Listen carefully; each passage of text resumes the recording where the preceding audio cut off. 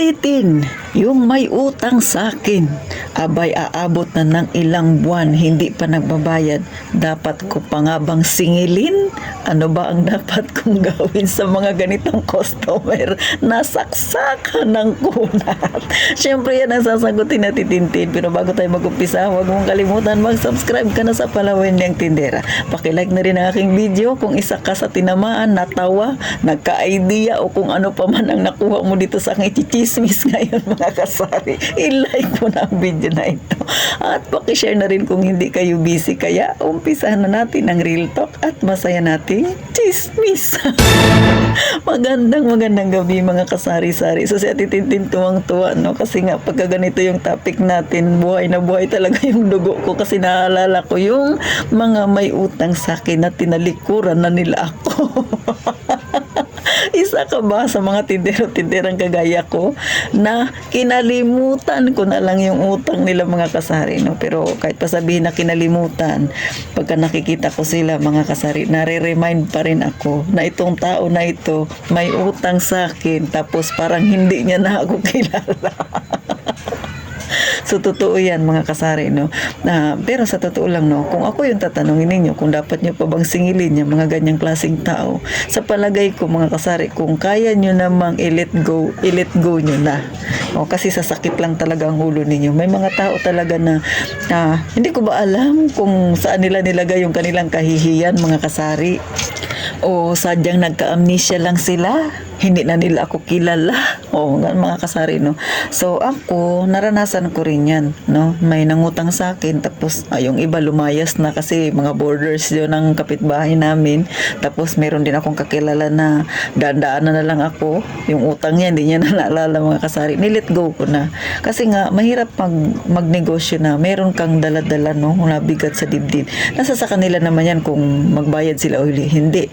Pero kung masyadong malaki at hindi mo talaga kayang i-let go, mga kasari, abay, singilin mo. Pero, hindi ko alam kung paanong diskarte ang gagawin ninyo, mga kasari. Pero kasi itong mga tao na ganito, no, yung sanay mangutang pero hindi rin sila sanay magbayad. Ay, naku, maraming mga kadahilanan yan. Tapos pag lagi mo silang sinisingil, nagagalit na sila. So, ang nangyayari, parang ikaw na yung nagiging masama. Ang masakit pa, magre-recruit yan sila ng mga kapitbahay ninyo, gagawa siya ng kwento. Tapos, ang lalabas, ikaw na ang masama. So, may mga ganong tao, no? Kaya, kung para sa akin, no, mga kasari, kung kaya mong i-let go na lang. Kasi alam ko, pagka ganyan, no, hindi na yan sila mangungutang ulit sa'yo kasi alam nila may utang sila. Pero, ito yung nakakatawa. Aminin natin, mga kasari, meron ding mga tao na kahit alam na nilang may utang sila sa'yo, tapos hindi ka na nila binayaran, abay may lakas pa ng loob, mangungutang ulit sila sa'yo. Yung nahiya, yung tindera na lang. O, taas ang mga kamay na na-experience ito. Yung tipong alam na nga nila na may utang sila sa'yo, ang tagal-tagal na panahon, di ba? Tapos, naisip mo, baka hindi na ito mangungutang sa akin kasi nga hindi siya nagbayad. Pero mayroon pa siyang lakas na loob na haharap ulit sa'yo. Tapos, mangungutang ulit. Tapos, magpapromise na naman siya. So, yung mga ganyan, mga kasari, no, mag-ingat kayo.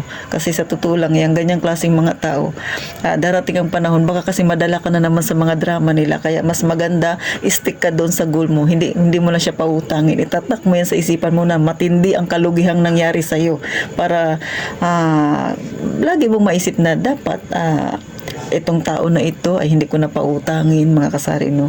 Kasi nga hindi natin talaga maiwasan na meron talagang nangutang sa ating tindahan. Hindi naman din masama na magpautang, pero pagka ganito yung ugali, mga kasari, mahirap na kasi baka darating yung panahon mapuno ka, magkaroon ka ng kaaway. So kailangan maging mahinahon talaga tayo. Isa sa requirements yata ng pagkakaroon ng isang tindahan yung pagiging mahinahon, tapos hihinga ka ng malalim. Kailangan maunawain ka kasi nga pag wala ka nito, mga kasari, no, pag madali kang mag-init, madali kang magalit, naku, mga kasari, sabihin ko sa'yo, marami kang makakaaway na mga customer mo pa, lalo na kung may ganitong klaseng pag-uugali sila. Kaya para sa akin, no, mga kasari, kapag kayo ay pikang-pika na sa inyong customer, no, ay kailangan talagang habaan nyo pa, mas habaan pa ang pasensya mga kasari. Kasi syempre, sabi ko nga palagi, lagi ko nga pinapaalala na sa larangan tayo ng pagtitindahan. Ang mga yan, magaling gumawa ng mga kwento-kwento yan para ikasama ng isang tindera. Sasabihin niya pa yan, huwag ka na dyan bibili, masama ugali niya. So, tayo yung lugi mga kasari. Pero kung manghihinayang kayo mga kasari, syempre sayang naman talaga yun kasi pera yun no? O, talaga namang nakakahinayang. Ay pwede nyo silang singilin. Kaya lang kung dati mahaba nang yung pasensya, pag naningil kayo, mas triplihin nyo pa yung haba ng pasensya ninyo mga kasari. Para lang masingil din nyo sila mga kasari. May pag-asa pa namang masingil pero syempre matinding pukpukan talaga yan mga kasari. Kailangan hindi ka manghihinawa na paalalahanan sila sa kanilang utang para ikaw ay mabayaran. Isa pa mga kasari, no, siyempre yan sisingilin mo sa kanila, pera mo naman yan. Kaya hindi ka naman dapat mahiya na singilin sila. Pero ako kasi mga kasari, no, nananawa ako pagka ganyan, yung tipong ayaw ko nang paulit-ulit, pabalik-balik. Sige ako ka-remind sa mga may utang sa akin. Kaya yung mga taong may utang sa akin ay nilet go ko na para hindi ako mag-consume. Pero syempre pag nakikita ko sila, naalala ko pa rin na may utang sila sa akin.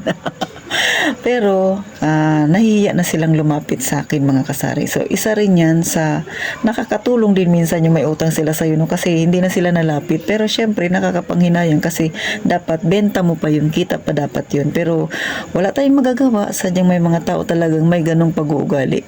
Pero ikaw, sa tingin mo, malaki-laking halaga yun. Karapatan mong singilin yun kasi sa'yo yun mga kasari. Yan naman ay kung masipag kang magpaalala mga kasari.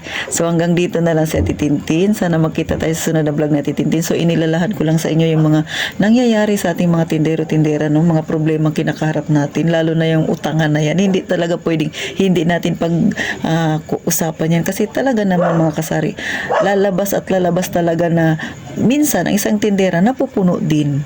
Nasakit din ang ulo sa konsumisyon sa mga ganyang klaseng customer. Pero kayo mga kasari, pagka na-experience nyo yan, habang tumatagal, nagiging matatag kayo sa inyong tindahan, isa pa, alam nyo nang laruin yan. Kaya minsan, hindi natin masisisi yung ibang mga tindero-tindera no na ayaw na talagang magpautang kasi ayaw na nilang danasin yung sakit ng ulo sa mga customer na talaga naman kung parang sila na yung may-ari ng tindahan mo. So paano mga kasari, hanggang dito na lang sa Ate Tintin. Gaya nga lang palagi kong sinasabi, mag-iingat tayong palagi mga kasari.